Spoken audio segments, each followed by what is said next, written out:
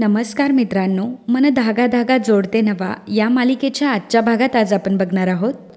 सार्थक सर्वांना म्हणत असतो की माझं स्वप्न पूर्ण होण्यासाठी आता फक्त काहीतरी तासच उरलेत. या सगळ्यांचं क्रेडिट हे तुम्हाला जातं. मला माहिती आहे की गेली कित्येक दिवस साडी विणण्यासाठी तुम्ही खूप कष्ट घेतली आहेत आणि ती साडी प्रेझेंट करण्यासाठी तुम्ही सर्वच जण खूप उत्सुक आहात. ट्रस्ट मी गाईज, तुमच्या सर्वांपेक्षा आम्ही जास्त उत्सुक आहोत आणि आपल्याहीपेक्षा जास्त उत्सुकता आपल्या ग्राहकांना आहे.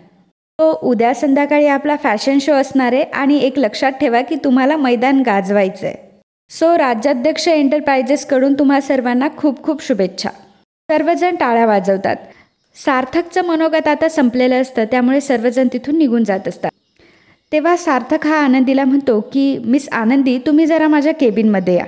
आता हे ऐकल्यावर मात्र शकूला डाऊट येतो आणि आनंदीसुद्धा मनात विचार करू लागते की आता काय झालं माझ्याकडनं.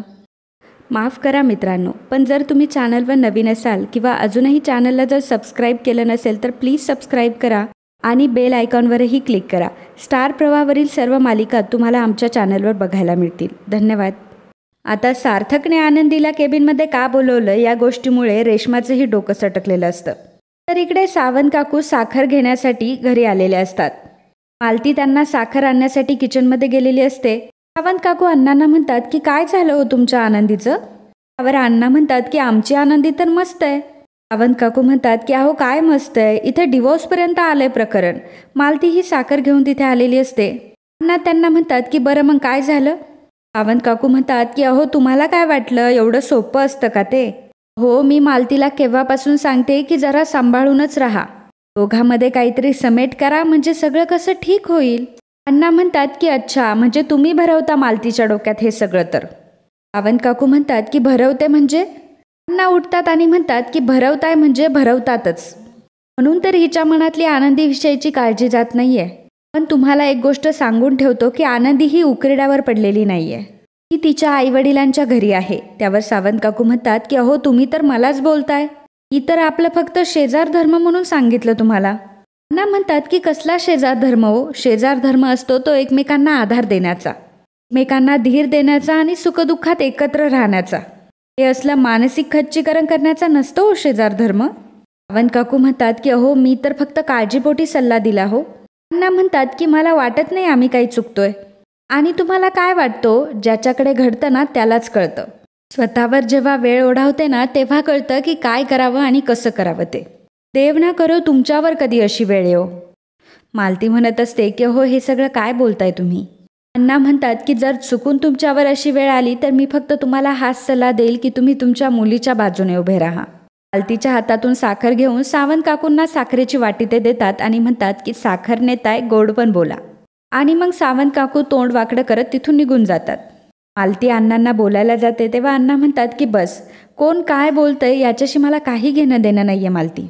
लोकांचं हे असंच असतं, जेव्हा काही नसतं तेव्हा बोलायला येतात. जेव्हा आनंदीला यश आणि प्रसिद्धी मिळेल तेव्हा हेच लोक आनंदीशी गुलुगुलू बोलतील. आणि सावंत काकूंशी या विषयावर अजिबात बोलत जाऊ नकोस. तिकडे आनंदी ही सार्थकच्या केबिनमध्ये आलेली असते आणि ती घाबरलेली असते. ती सार्थकला विचारते की काय झालंय सर. त्यावर सार्थक म्हणतो की कुठे काय झालंय.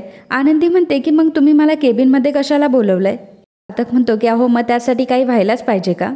मला एकच गोष्ट कळत नाही, एवढं छान नाव आहे तुमचं आनंदी, मग सतत टेन्शनमध्येच का असता हो तुम्ही. सार्थक आनंदीच्या हातात डब्बा देतो तेव्हा आनंदी विचारते की हे काय आहे. सार्थक म्हणतो की बेसनाचे लाडू आहेत, तुमच्या वडिलांसाठी पाठवतोय आणि विकतचे नाही, हा घरी बनवलेले आहेत. माझ्या आईने स्वतःच्या हाताने बनवलेत हे लाडू आणि मला खूप आवडतात. त्यावर आनंदी विचारते की काय. सार्थक म्हणतो की बेसनाचे लाडू. आनंदी सार्थककडे बघू लागते कारण आनंदीलाही बेसनाचे लाडू खूप आवडत असतात. सार्थक म्हणतो की आता मला बेसनाचे लाडू आवडतात, यात सुद्धा तुम्हाला काहीतरी प्रॉब्लेम आहे का. त्यावर आनंदी म्हणते की नाही सर. सार्थक म्हणतो की थँक्यू सो मच, बरं धरा आणि काकांना द्या हे, तुम्ही पण खा आणि हो उद्यासाठी ऑल द बेस्ट. आनंदी म्हणते की थँक्यू सो मच सर आणि पुन्हा जायला लागते तेव्हा परत सार्थक म्हणतो आणि घरी वेळेत पोहोचा. त्यावर आनंदी म्हणते की हो येते. आनंदी तिथून निघून गेल्यावर सार्थक मनामध्ये विचार करतो की काय मुलगी आहे, नाव आनंदी आणि एक नंबरची खडूस. आनंदी जेव्हा बाहेर येते तेव्हा शकू डाऊटनी विचारते की काय झालं ग ताई आणि कशाला बोलवलं होतं त्याने. त्यावर आनंदी म्हणते की अगं त्यांनी अण्णांसाठी बेसनाचे लाडू पाठवलेत. तितक्यातच रेश्मा तिकडे येत असते. शकू म्हणते की हे भूत आपल्याकडेच येतंय वाटतं. रेश्मा तिथे येते आणि आनंदीकडे एकटक बघत असते. आनंदी म्हणते की काय झालं, असं का बघताय? रेश्मा म्हणते की हेच बघते की काय जादू आहे नक्की तुझ्यात. मला एकच गोष्ट कळत नाही की असं काय आहे तुझ्यात की सार्थक प्रत्येक वेळी तुला फेवर करतोय. आनंदी म्हणते की म्हणजे? रेश्मा म्हणते की तुझ्यासारख्या खूप मुली बघितल्या आहे मी की ज्या बॉससोबत गोड गोड बोलून स्वतःचा फायदा करून घेतात. आता मात्र आनंदीला राग येतो. आनंदी म्हणते की हे काय बोलताय तुम्ही? रेश्मा म्हणते की तुला काय वाटलं, हे असे खायचे पदार्थ पाठवून सार्थकला इम्प्रेस करून तू ही स्पर्धा जिंकणार आहेस? लक्षात ठेव, ही स्पर्धा जरी सार्थकने ऑर्गनाईज केलेली असली तरी याचे जजेस हे वेगळे असणार आहेत. ते प्रॉपर डिझाईन बघणारे, साडी बघणारे आणि त्यावरून विनर ठरवणार आहेत. आजवर कधी केलंयस का तू प्रोफेशनल डिझाईन? आनंदी म्हणते की नाही. रेश्मा म्हणते की तरीही तू एवढी मोठी स्वप्न बघतीयस. हे असे फालतू धंदे करून तू काही स्पर्धा जिंकणार नाहीयेस. आनंदी म्हणते की हे बघा मॅडम. तेव्हा रेश्मा तिच्यावर जोरात ओरडते की शटअप, आणि असं म्हणून तिच्या हातातला तो बेसनाचा डब्बा ती खाली फेकते. खूप पटपट ते लाडू उचलत असते. रेश्मा आनंदीला म्हणते की उद्याच्या स्पर्धेत नाही तुझी वाट लावली तर नावाची रेश्मा नाही, त्यामुळे नेहमी लायकीत राहा. असं म्हणून रेश्मा तिथून जात असते. तेव्हा आनंदी म्हणते की थांबा, मला माहीत नाही की तुम्ही माझा राग एवढा का करताय, पण माझ्या अण्णांनी मला एक गोष्ट शिकवली आहे. आपण जर आपलं काम मेहनतीने आणि आनंदाने केलं तर देव सदैव आपल्या पाठीशी उभा राहतो. तुम्हाला जे डावपेच खेळायचे ते तुम्ही खेळा, पण मला डावपेच खेळणं जमत नाही. पण माझा विश्वास हा माझ्या मेहनतीवर आहे. मला माहिती आहे की मेहनतीत जर मी कमी पडले तर ही स्पर्धा कदाचित मी नाही जिंकणार, परंतु जर मी मनापासून मेहनत केली तर ही स्पर्धा जिंकण्यासाठी मला तुम्ही काय कोणीच थांबवू शकत नाही. रेश्मा म्हणते की तू मला चॅलेंज करतेयस? ती म्हणते की मी इथे कोणाला चॅलेंज करायला किंवा हरवायला आलीच नाही आहे. मी इथे जिंकायला आली आहे आणि माझी स्पर्धा तुमच्याशी किंवा इतर कोणाशी नाहीच आहे. माझी स्पर्धा फक्त माझ्या स्वतःशी आहे. शकू आनंदीला लाडवाचा डबा देण्याच्या बहाण्याने जोरात रेश्माला धक्का मारते आणि म्हणते की सॉरी सॉरी सॉरी चुकून झालं माझ्याकडनं. आनंदी आणि शकू दोघेही तिकडून निघतात. रेश्माचं तोंड मात्र फारच उतरलेलं असतं.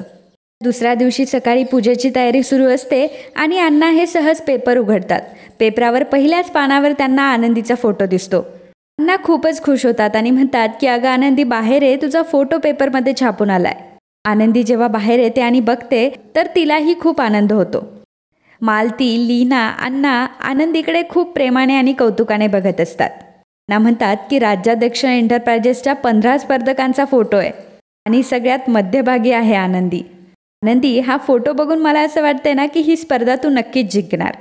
लीना म्हणते की अहो अण्णा बघू द्यात ना मला. लीनाही बघते. लीनालाही खूप आनंद होतो. लीना जेव्हा मालतीला दाखवते तेव्हा मालती देखील म्हणते की हो छान आहे. लीना जेव्हा मनोजला तो फोटो दाखवण्यासाठी जाते तेव्हा मनोज तिथून पळ काढतो. त्यावर अण्णा म्हणतात की अरे बघ ना मान, अरे एकदा तरी बघ.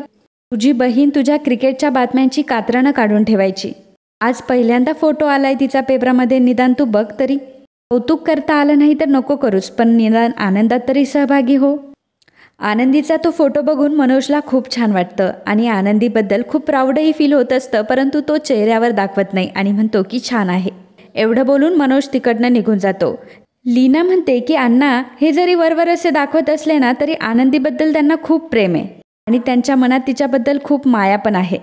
मालती म्हणते की बरं लीना, आपल्याला मंदिरात जायला उशीर होतोय. म्हणतात की आनंदी तूही तयार हो आणि साडी घे तुझी आणि विठू माऊलीच्या मंदिरात विठुरायाच्या पायाजवळ ठेव. सांग त्याला की माझ्या साऱ्या कष्टाचं चीज होऊ दे.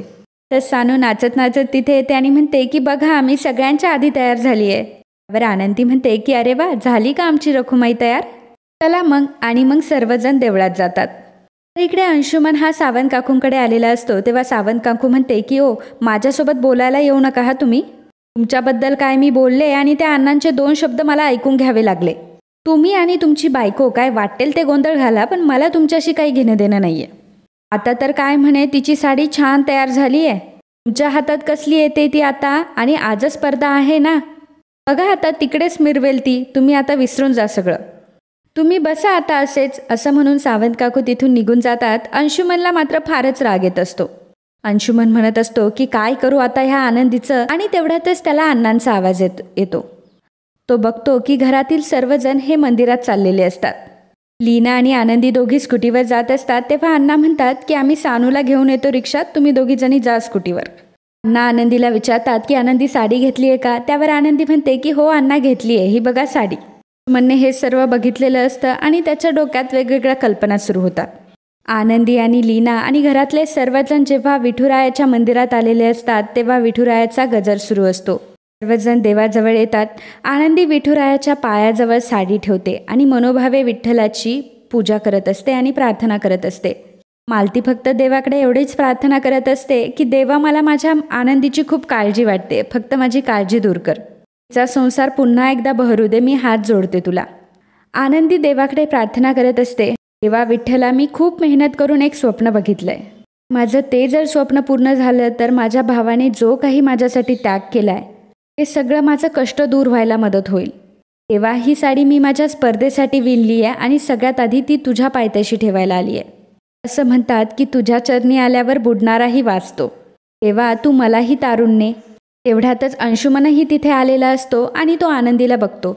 त्याची विकृत बुद्धी आनंदीजवळ जाते आणि विठोबाच्या पायाशी असलेली आनंदीने विणलेली साडी घेऊन तो पळायला सुरुवात करतो. वारकऱ्यांचा हरिनामाचा गजर सुरू असतो आणि ते त्यामध्येच गुंग असतात. त्यामुळे त्याच्यावर कोणाचंही लक्ष नसतं आणि आनंदीचे आणि बाकी सर्वांचे डोळे मिटलेले असतात आणि सर्वजण देवाकडे प्रार्थना करत असतात. अंशुमन तो साडी घेऊन पळालेला असतो आणि पळत असताना अगदी विकृत पद्धतीने हसत असतो. तर मित्रांनो, आजचा हा भाग इथेच संपतो. पुढील भागात आपल्याला पाहायला मिळणार आहे, आनंदी जेव्हा डोळे उघडते तेव्हा म्हणते की माझी साडी कुठे गेली. आनंदी अण्णांना म्हणते की हो अण्णा, माझी साडी नाहीये इथे. आनंदी अगदी वेड्यासारखं साडी शोधत असते. सुधा, रुंदा आणि शलाका तिघीही मंदिराकडे आलेल्या असतात. तेव्हा सुधा म्हणते की काय झालं ग रुंदा. शलाका म्हणते, काकू ही किती सुंदर साडी आहे बघ, मला तिकडं पडलेली मिळाली.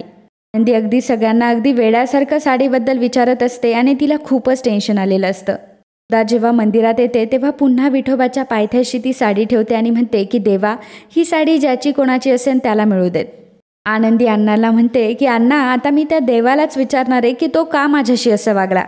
आणि आनंदी पुन्हा विठुरायाकडे येत असते, म्हणजेच ती तिच्या साडीकडेच येत असते. तर मित्रांनो, असेच मन धागा धागा जोडते नवा या मालिकेचे डेली अपडेट बघण्यासाठी आत्ताच आपल्या चॅनलला सबस्क्राईब करा. आणि आजचा हा भाग तुम्हाला आवडला असेल तर व्हिडिओला लाईक आणि कमेंट करायला अजिबात विसरू नका. धन्यवाद.